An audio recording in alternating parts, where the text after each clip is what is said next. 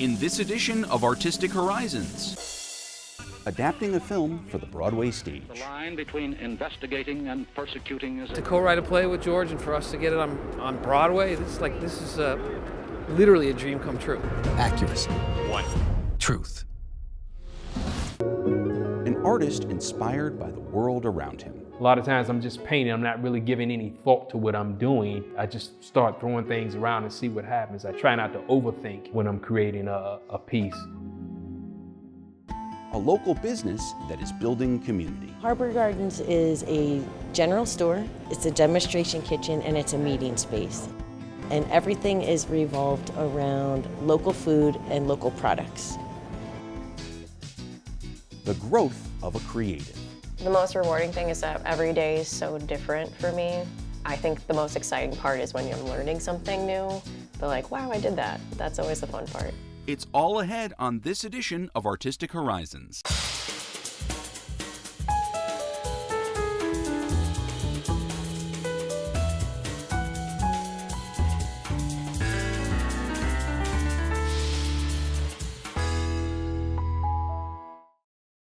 Hello, I'm Mark Sonero, and this is Artistic Horizons. George Clooney is one of the biggest names in Hollywood, and in 2025, he made his Broadway debut in the stage adaptation of the critically acclaimed film, Good Night and Good Luck. We travel to New York City to find out more. There are a certain kind of people wired a certain kind of way. This was literally about something that unfortunately is a constant, which is that it has to be arranged. This idea of temperature doesn't just happen. We get to do a play about a subject matter that's very close to our hearts, which is about everything that you guys all do, which is holding truth to power. You know, there's a story behind the story if you're bold enough to search for it, if you're passionate enough to speak out, if you're brave enough to stand up to the forces determined to keep you silent, no matter the consequences. I'd already done it as a film, so I didn't really have anywhere else to do it.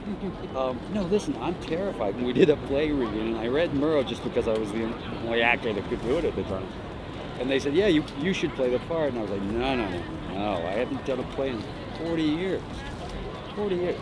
Stories that I heard from my grandparents about, Edward R. Murrow and that period of McCarthy, and I always think that it's fun to go back and re-explore these old stories and see how they resonate today. To write a play, to co-write a play with George, and for us to get it on Broadway, this is literally a dream come true. My father banqueted for 40 years, and I'm very proud of the person that my father has been his whole life and career. He taught me all the things that I believe in. I'm proud to represent his craft. Unfortunately, this is a story that has been relevant for 100 years and continues to be relevant, and so I think it's a good time to always remind ourselves of us at our best. And he was pretty much us at our best. The line between investigating and persecuting is a very fine one, and the junior senator from Wisconsin has stepped over it repeatedly. I thought it was a good time to tell this story, and now I have to do it, which is scary. I mean, honestly, it's really terrifying. It's fun to be off your game a little bit and to be nervous and things like that, so it's fun. There are a certain kind of people who are the lifeblood of democracy, never wavering, never faltering, never straying in their pursuit of what matters. And what matters? Honesty, facts, integrity, accuracy, truth. And now for the Artist Quote of the Week.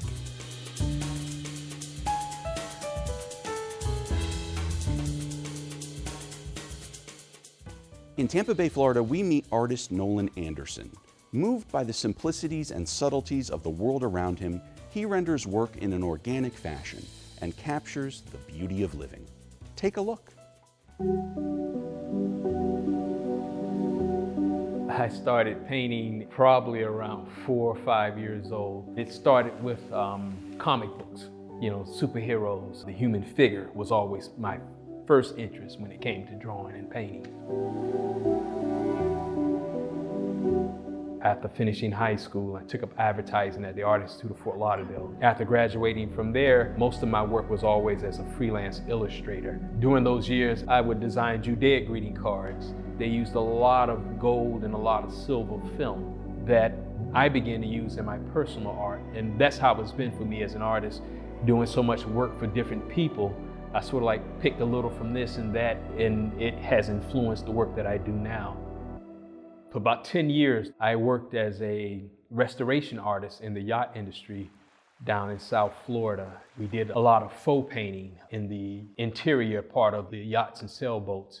I applied the techniques from that in the work that I do now. You know, it's the certain look of wood I know from doing the restoration work. I eventually moved to Tampa, Florida, and began to focus on my personal art and painting the things that I enjoyed doing. Working as a freelance illustrator, it wasn't that often that I got a chance to paint people of color. As I started doing my own personal work, I wanted to paint images that look like me, that reflect who I am. I wanted to show that, you know, we're everywhere. And with a lot of pieces that I paint, I put them in different settings, and I try to do things in a way that you couldn't quite pick up what era it is. And I sort of give a story to this in my head. There's one called The Pimp of Charlemagne Duvalier. But it's two old men playing chess and an old mangy little dog beside them. The main character is wearing this purple fedora. And I used to term the pimp of Charlemagne, not pimp as in someone who's taking advantage of women or anything like that, but someone who's like taking advantage of life. They're pimping life, so to speak. That character I painted several times in different paintings.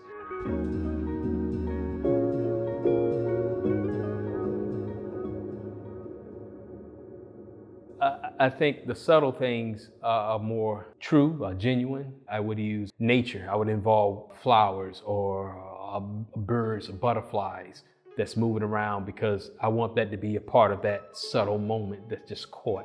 A lot of times I'm just painting, I'm not really giving any thought to what I'm doing. I just start throwing things around and see what happens. I try not to overthink when I'm creating a piece. I guess it's like musicians when they playing music, they have a jam session, you just playing. And I think that's some of the best stuff that comes out when you're not overthinking, you're not trying to think about it, you're just jamming away. I had the opportunity to connect with Nolan Anderson while I was the operations leader for the Renaissance International Plaza Hotel. We were partnering and working with another local artist by the name of Mechalina Priestley. She said, you know what, I have the perfect brother that you gotta meet.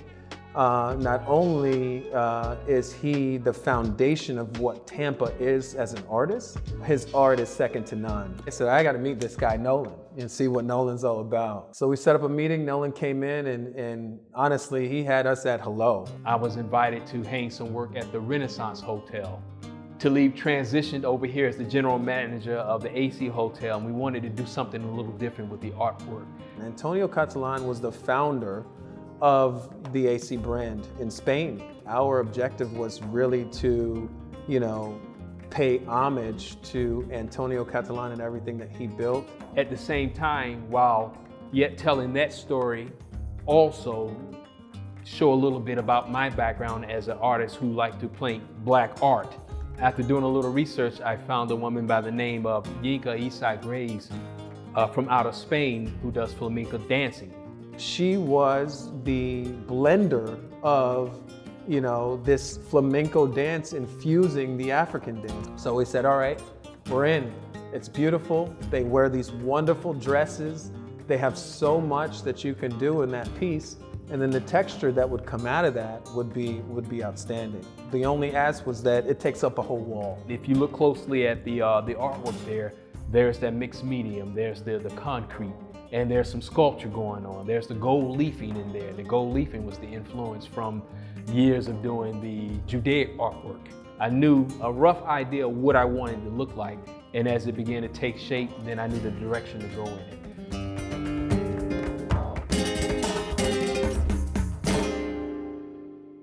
Every first Saturday of every month, we host an event called Elegant Saturdays. That event for me as an artist, I'm there to do live paintings, to connect with the community, to let them see the process. They're getting a chance to meet the actual artist that is our resident artist in the space.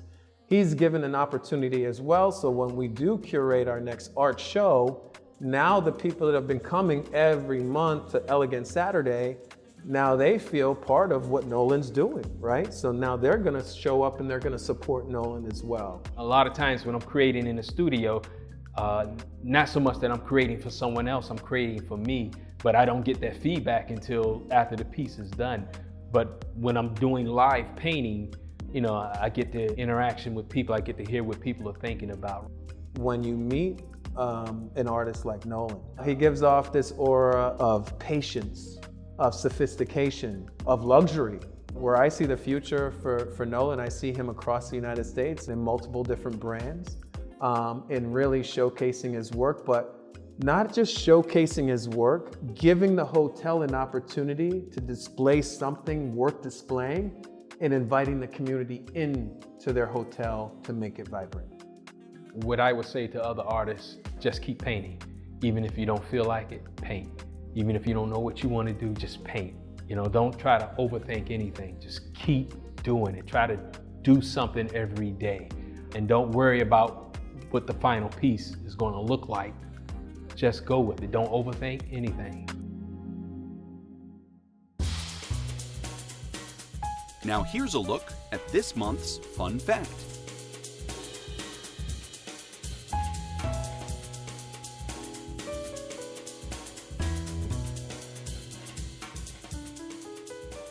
Harbor Gardens is a food market and demonstration kitchen that is building community in Ashtabula, Ohio. In this segment, we learn more about the art of food and the importance of growing it locally.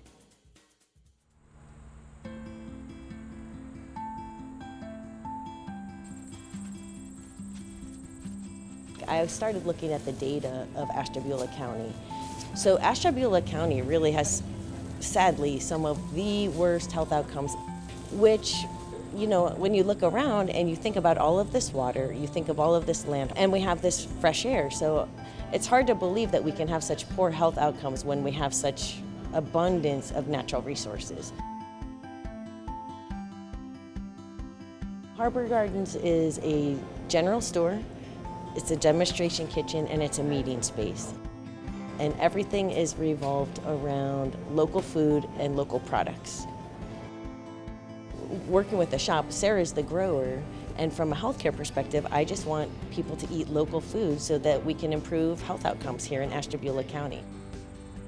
The systems that we have in place now don't do as good of a job, I think, as we can with taking care of people, taking care of our ecosystems. And I think we can do all of those things, and we don't have to sacrifice, you know, ecological quality. I think we can actually make things more beautiful, more productive, more abundant, and people healthier. All of those things can happen simultaneously. It doesn't have to be one or the other. Sarah's part of the shop is growing so much gorgeous food. So we have a little food forest about 4 blocks from here, and we grow a lot of food, we teach people how to grow food, and we're also working on the food forest concept as a way to get food to people. So when most people think about their garden, you know, they till it every year and they plant new crops. But with the food forest, you're taking advantage of something called ecological succession, where essentially a plant community over time, it builds and builds until it has this multi-layered structure with trees and shrubs and perennial plants and some annual plants and things like that. So it looks a lot like a forest, but you've selected each one of those plants to have a certain role and a certain function and to produce food or medicine or fiber or something that's useful for people. It's doing all of the things, the wonderful things that an ecosystem does to make the earth healthier, but it's also providing for humans.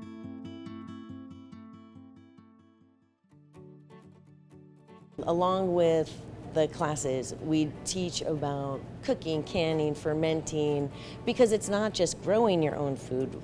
Not everybody has to grow their own food. You can get your food from your local farmer's market, or we have a resource here called the Ashtabula Local Food Guide.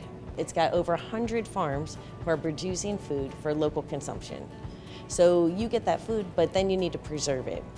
So we teach so many classes. I have requests every day for learning how to water bath can.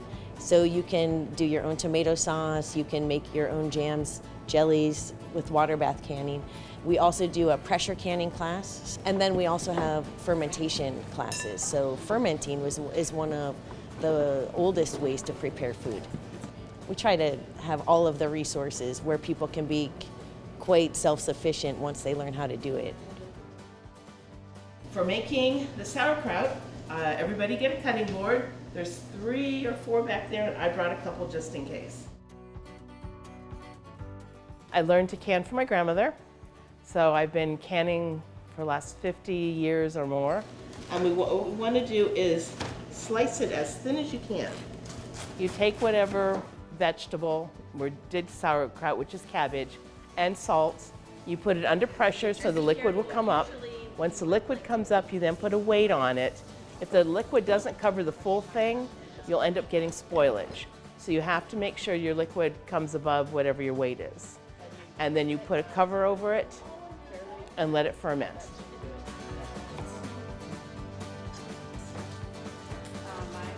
Most fermented foods, if you ferment it, will have probiotics in it and it's great for your stomach.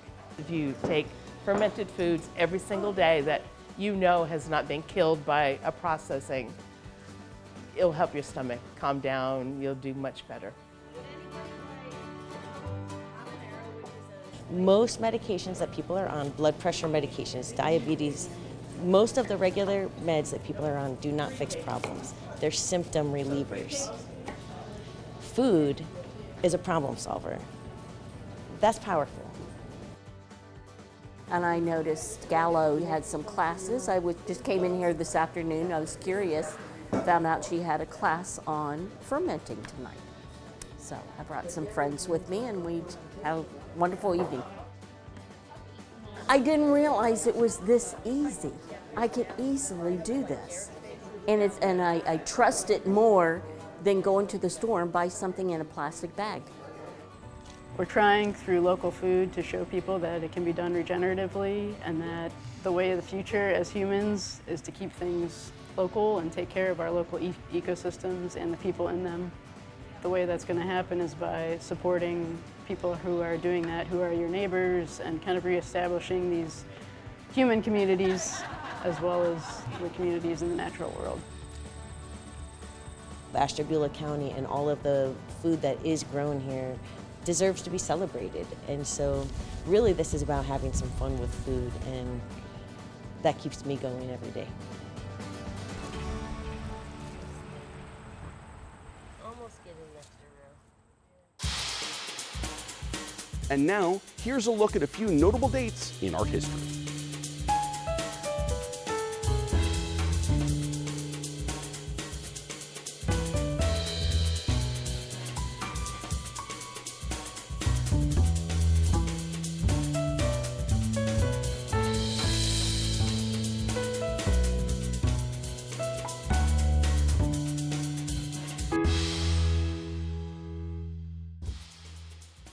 For Alexis Rivera Luna, Bob Ross is a big source of inspiration. Having watched his show and painted alongside him, she developed the confidence to pursue art, and now she is a working artist. Here's her story.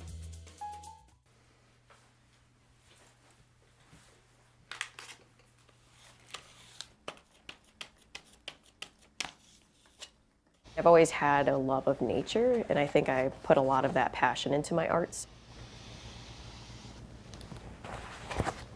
I went to University of Wisconsin-Madison for zoology, conservation biology, and environmental studies. So really loved the animals, and I became a wildlife rehabilitator. So I did that for 5 years at the Wisconsin Humane Society. I started painting during the pandemic, watching the Bob Ross show.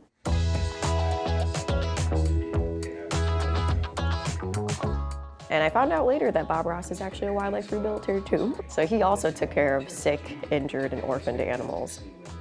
One day I was watching Bob Ross and I thought, maybe I could do this. And I just started painting along with him. It gave me a lot of confidence and courage that I could do anything I set my mind to.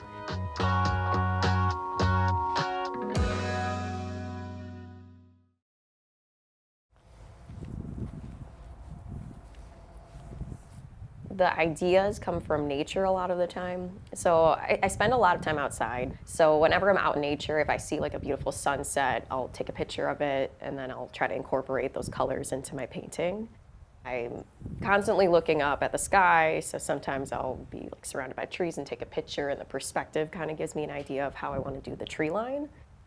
But it also gives me an appreciation of nature.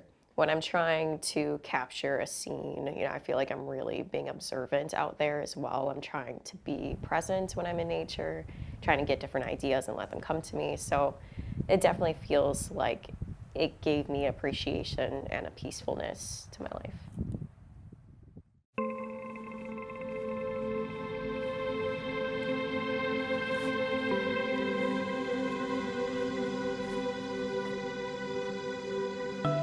I started just doing kind of the landscape stuff, but eventually I wanted to put a little bit more of myself into it. I don't see myself represented in a lot of fine arts spaces or fine art shows. So I started doing like silhouettes of women. It felt really empowering for me as a woman, and I really liked the idea of diversifying it, having different types of people so people can really see themselves in my work. At first it was more so just I wanted to see myself, I wanted to see women, and I felt empowered by the art that I was doing, but I really wanted to have other people see themselves in my work. I've met so many people and they're always saying, you know, I can never do what you do, I'm not an artist. And I always tell them, like, everyone's an artist in their own way. Just because you don't feel like you can paint, which Bob Ross always says everyone can paint. But I do believe that everyone is an artist in their own way, whether it's, you know, us playing a sport or cooking or watercolor. There's ways of expression everywhere, and as long as you keep it up and it makes you happy and you're passionate about it, you can be an artist.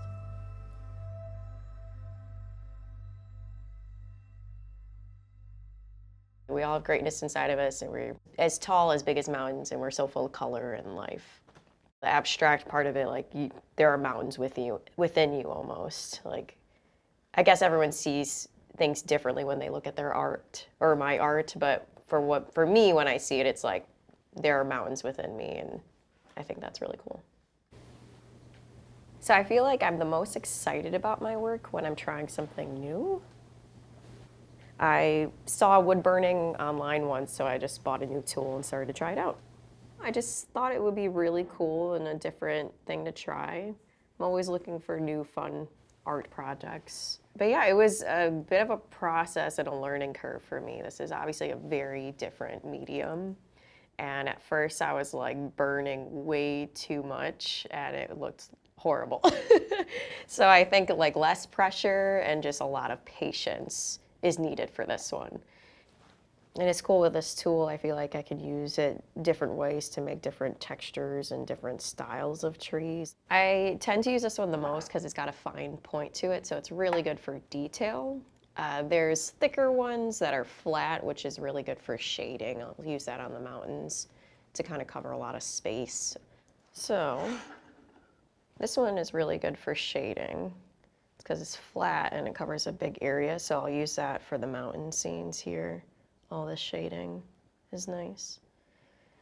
Covers more area. I don't have to do all these tiny, tiny lines.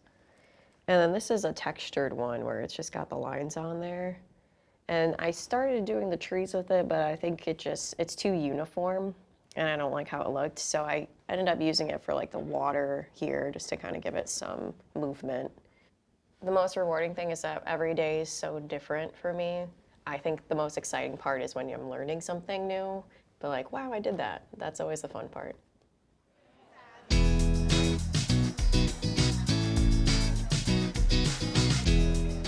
With doing art, it really doesn't feel like work to me.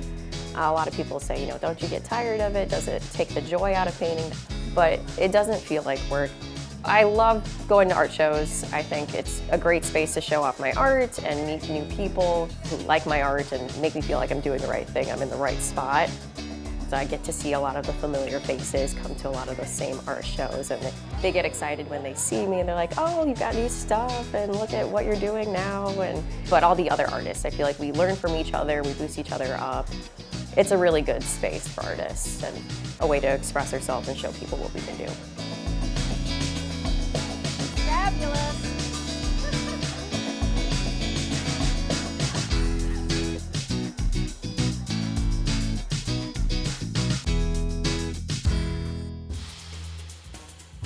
And that wraps it up for this edition of Artistic Horizons. For more arts and culture, visit WPBSTV.org. Until next time, I'm Mark Sonero. Thanks for watching.